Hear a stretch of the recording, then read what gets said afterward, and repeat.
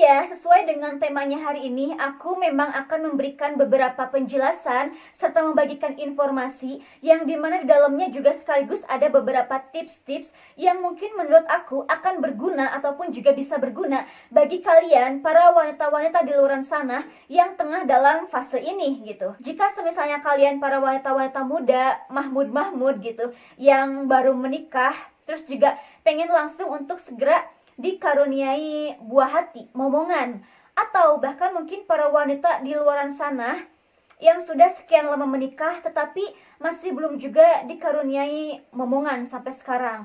Nah, di sini aku akan memberikan penjelasannya beserta juga dengan tips-tipsnya yang mungkin bisa kalian ikutin juga gitu, yang dimana semoga aja bisa membantu dalam progres kehamilannya kalian, yang dimana kalian bisa untuk lebih cepat dapat momongan. Oke nih, sebelum masuk ke tips-tipsnya, di sini aku akan memberikan dulu sedikit penjelasan ataupun kayak sedikit informasi ke kalian dulu nih sebagai pengetahuan kalian gitu kan, tentang kenapa sih kok ada gitu orang yang udah lama banget menikah tapi sampai saat ini masih belum juga dikaruniai buah hati.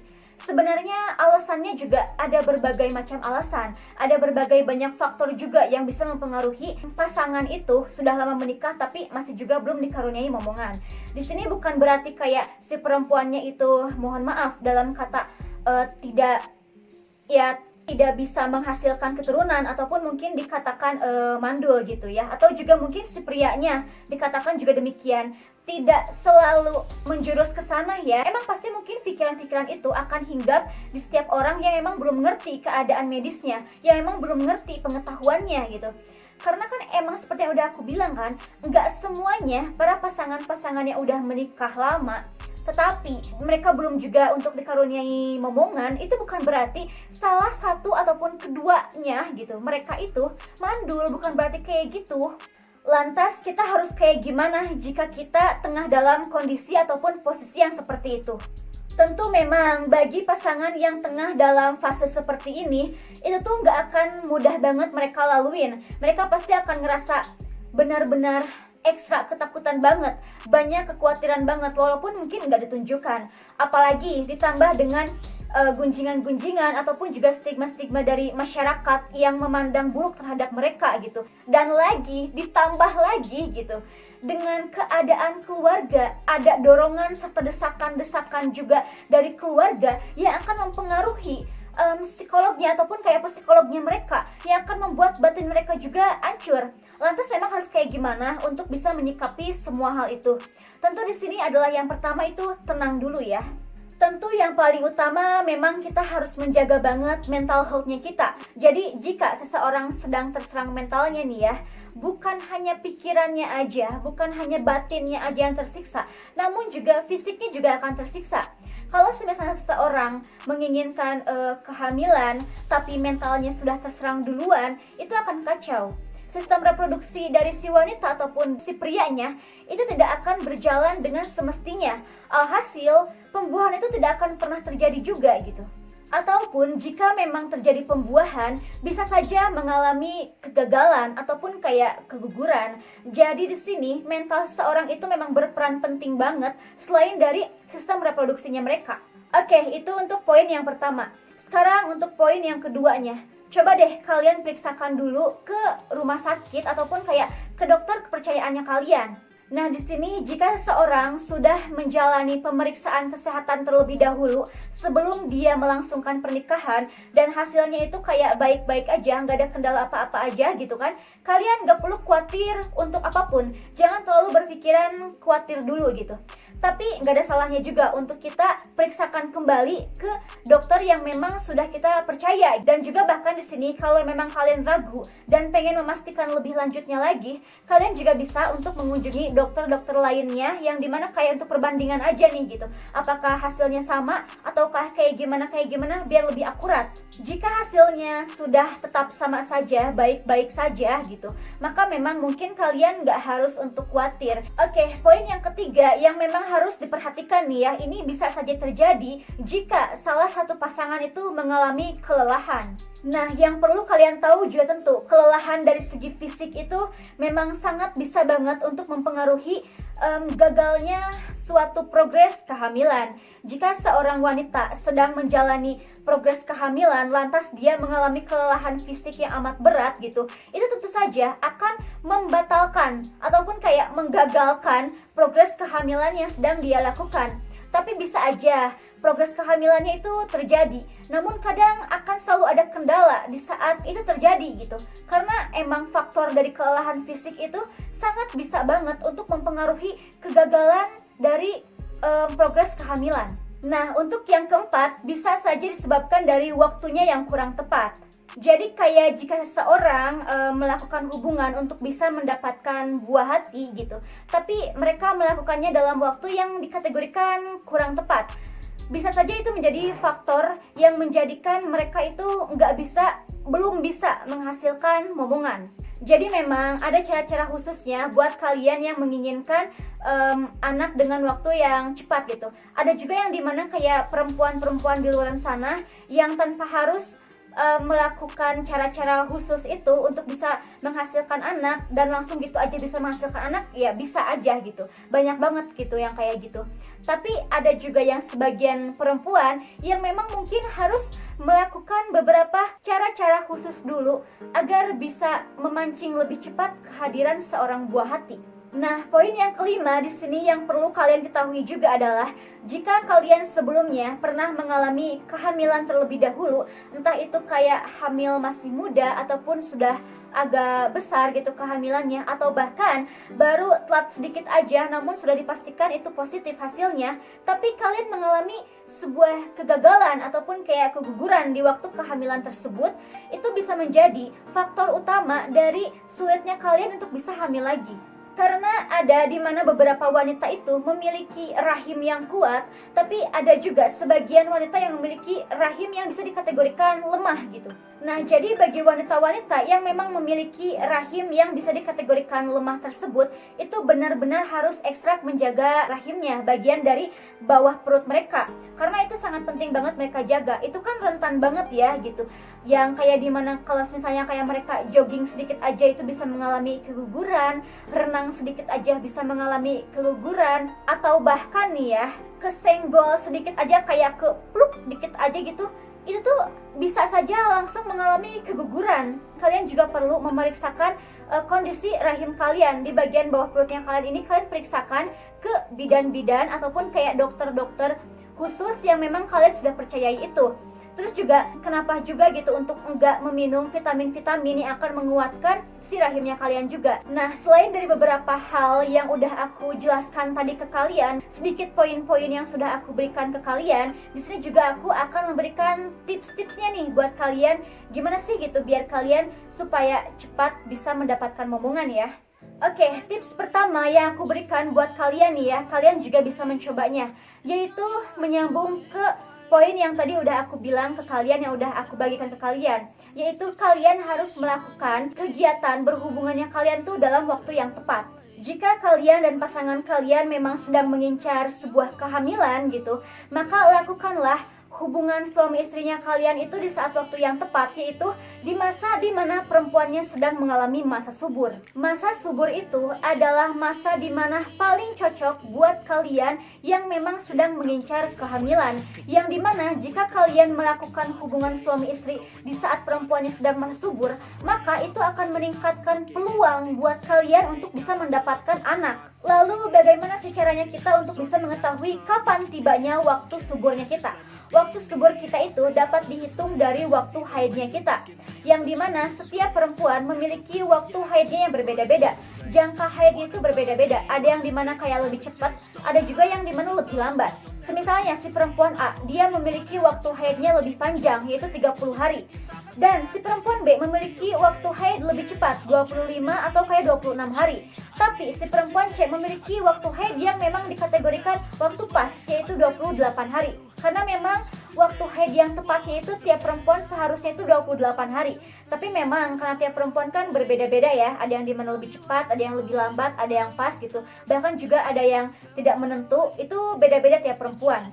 Nah, jika kalian sudah mengetahui waktu haidnya kalian tuh termasuknya ke waktu haid yang kayak gimana, yang lebih panjang kah ataupun kayak yang lebih pendek kah gitu siklusnya. Kalau misalnya kalian sudah mengetahui itu, maka kalian bisa mengetahui juga ataupun bisa menghitung masa suburnya kalian. Biasanya masa subur itu dapat terjadi 2-3 hari sebelum mengalami ovulasi. Nah, bisa dihitung setelah kita mengetahui waktu haidnya kalian. Jika semisalnya kalian mengalami waktu haid yang 28 hari, maka kalian tinggal menghitungnya saja. Menghitung waktu haid itu adalah dimulai dari hari pertama sampai hari pertamanya lagi. Kalian mengalami haid itu dihitung 28 hari, maka perhitungannya adalah seperti ini. Semisalnya kalian mengalami haid pertama itu jatuhnya pada tanggal 1 dan selesainya itu 7 hari. Berarti jatuhnya itu selesai pada tanggal 7, ya kan? Berarti masa suburnya kalian itu akan dimulai pada tanggal 13 ataupun tanggal 14 dan akan berakhir pada tanggal 16 ataupun tanggal 17-nya. Serta kalian juga akan mengalami masa suburnya lagi nih di saat beberapa hari sebelum kalian akan menstruasi kembali, beberapa hari sebelum haidnya kalian. Nah, itu tuh adalah waktu yang dimana itu tuh kalian lagi masa subur-suburnya juga. Jadi, lakukanlah progres kehamilannya kalian di saat-saat yang tepat seperti itu, di waktu-waktu yang sudah aku beritahu tadi. Tapi dengan catatan kalian tetap ya harus mengetahui dulu waktu haidnya kalian kayak gimana. Jika kalian belum mengetahui dulu waktunya kalian tuh kayak kalian berapa hari sih gitu haidnya itu, menjelang haidnya itu, kalian cukup aja menghitung dari hari pertama kalian haid sampai ke hari seterusnya kalian juga di bulan depannya mengalami haid lagi. Nah, itu adalah waktu haidnya kalian. Hitung aja berapa hari siklusnya gitu. Dan hitunglah di saat waktu yang tepat, dimana jika kalian sudah menginjak ke hari 12-nya, maka persiapkan diri kalian. Kalian itu sedang ataupun kayak akan mengalami masa suburnya kalian, yang dimana kalian gak boleh melewatkan momen di masa-masa suburnya kalian yang hanya cuma sebentar, kisaran 4-5 hari aja. Dan kalian juga akan mendapatkan masa subur kalian lagi nanti setelah kalian akan mendekati masa ataupun waktu haidnya kalian lagi, yang bahkan lebih singkat, cuman kayak 2-3 hari aja. Jadi jangan lewatkan waktu-waktu yang emang dimana kalian lagi subur-suburnya. Nah, dari tadi kan aku terus-terusan ngomong kayak ovulasi kayak gitu terus kan. Tapi kayak gimana sih biar kita tuh tahu waktu yang tepatnya, biar kita tahu kapan sih kita tuh akan menjelang masa ovulasinya. Kapan kita tuh lagi berada dalam waktu subur-suburnya yang cuman singkat kisaran 2-3 harinya itu kapan, biar nggak terlewatkan gitu. Kayak gimana caranya? Tenang aja, tenang, kalian tentu akan mengetahuinya dengan sangat mudah. Karena jika seorang wanita akan menjelang masa ovulasinya, maka itu bisa ditandai dengan adanya ataupun yang ditandai dengan banyaknya keluar lendir dari serviks atau leher rahimnya kalian.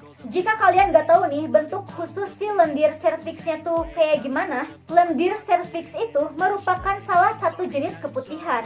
Jadi memang si segi bentuk khususnya itu memang mirip seperti keputihan biasa pada umumnya.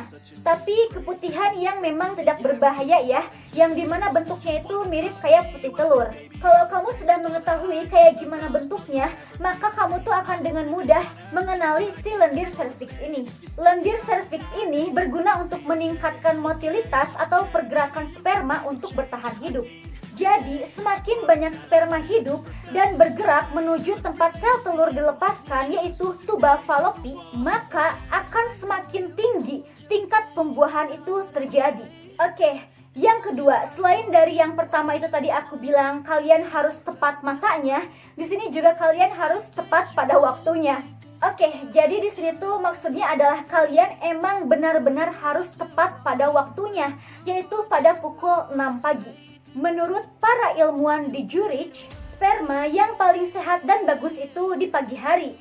Namun kualitasnya akan secara bertahap menurun di sisa hari tersebut. Tapi nggak harus pas juga di waktu pukul 6 pagi ya. Pokoknya yang aku maksud di sini adalah di mana waktu kalian bangun tidur gitu. Di saat kalian sudah bangun tidur, sebelum kalian memulai harinya kalian, maka kalian bisa melakukan hubungan dulu gitu untuk bisa menyelesaikan ataupun kayak mendapatkan progresnya kalian untuk bisa meraih kehamilan. Ketiga, jaga asupan makanan kalian. Untuk menunjang keberhasilannya kalian dalam meraih kehamilan, maka kalian juga patut sekali untuk memperhatikan asupan makanan yang kalian konsumsi. Makanan yang kalian konsumsi juga tentu saja berpengaruh terhadap keberhasilannya kalian meraih apa yang kalian inginkan, yaitu kehamilan. Nah, untuk kalian yang pengen sekali bisa mendapatkan kehamilan, maka di sini coba untuk usahakan dalam waktu 1 bulan dulu aja gitu, agar kalian memakan makanan yang dimana itu makanan-makanan sehat. Untuk menunjang keberhasilannya kalian meraih kehamilan, maka di sini kalian jangan lewatkan untuk sarapan dengan yang sehat-sehat, seperti kayak dengan sereal, susu gitu kan, ataupun dengan makanan-makanan sehat lainnya di pagi hari. Serta biasakan untuk mengkonsumsi buah-buahan dan sayur-sayuran. Kalau kalian kayak ngerasa bosen nih buah-buahan terus aja buah-buahan gitu. Kalau kalian ngerasa bosan seperti itu, maka kalian gantilah gitu kan menu buah-buahannya kalian tuh dijadikan seperti kayak jus, atau juga boleh dengan selai buat roti gitu kan, dibuat selai. Terus juga bisa kalian jadikan kayak isian puding ataupun kayak puding dari buah asli gitu. Dan berbagai menu serta minuman lainnya yang bisa dibuat dari buah. Dan begitu pun juga dengan sayuran. Jika kalian ngerasa kalian bosan nih, enek gitu kan, makan sayur-sayuran terus gitu, makan salad terus gitu kan. Nah, kalau kalian juga emang ngerasa kayak gitu, maka coba variasikan sayuran itu ke dalam menu lainnya. Gabungkan juga dengan menu-menu makanan sehat lainnya. Pokoknya kalian bisa makan makanan yang lainnya, tapi cukup kayak agak sedikit dibatasi aja, lebih banyak ke makanan-makanan yang sehatnya gitu. Tapi di sini ada juga makanan ataupun minuman yang gak boleh kalian konsumsi dulu untuk selama sebulan kalian progres dulu lah.